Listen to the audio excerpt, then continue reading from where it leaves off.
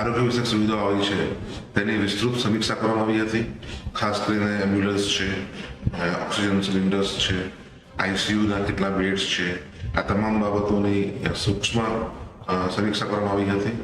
જે આપણા જિલ્લામાં 3 મોટી ઇન્ડસ્ટ્રીઝ છે વત્તા આપણું સોમનાથ ટ્રસ્ટનું જે મંદિર છે તેની સુરક્ષા પણ બાબતે સમીક્ષા કરવામાં આવી હતી. તમામ જે મહેસૂલી અધિકારીશ્રીઓ છે તેમની રજાઓ તાત્કાલિક અસરથી રદ કરવામાં આવી છે તે સૂચના આપી. તમામ લોકોને તેમના હેડક્વાર્ટરમાં રહેવા માટે સાહેબશ્રીએ જણાવેલું છે. આ ઉપરાંત દરેક ગામોમાં એક કોન્ટેક્ટ પર્સન નું જે છે હુકમ કરવા જણાવેલું છે અને જે આપણા 6 તાલુકા છે એ 6 તાલુકામાં નાયબ કલેક્ટર કક્ષાના અધિકારીશ્રીઓને તાલુકા હેડક્વાર્ટર પર જઈને એમના તાલુકાની જે પરિસ્થિતિ છે તેનો તાગ મેળવીને જે હાલની સ્થિતિને પહોંચી વળવા માટે તમામ તૈયારી પૂર્ણ કરે તેવી સાહેબે સૂચના આપી છે.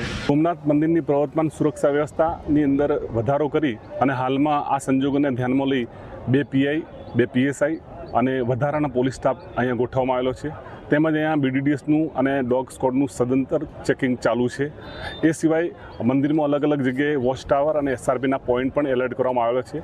યાત્રિકો જે અહીંયા આવે છે એમને હું કહેવા માગું છું કે અહીંયા સોમનાથ મંદિરમાં પૂરતી સુરક્ષા છે, એટલે કોઈ પ્રકારની ભયભીત થવાની જરૂર નથી અને સોમનાથ મંદિરના તમામ સ્ટાફ હાલમાં હાઈ એલર્ટ પર છે.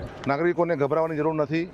જાગૃત રહો, પોતે વિશ્વાસમાં રહો અને કોઈ પણ ખોટી અફવાઓથી દોરવાઓ નહીં. તંત્ર દ્વારા પર્યાપ્ત માહિતી આપને આપવામાં આવે છે. તંત્રની જે અધિકૃત માહિતી છે તેને જ વિશ્વાસ રાખો. મીડિયામાં આજકાલ સોશિયલ મીડિયાના જમાનામાં ઘણી બધી ખોટી માહિતી પણ આવતી હોય છે, તો આવી કોઈ પણ માહિતીથી ગભરાતા પહેલાં અથવા તો કોઈ પણ એના પર એક્શન લેતા પહેલાં તંત્ર પાસે એની ખરાઈ કરવા વિનંતી છે.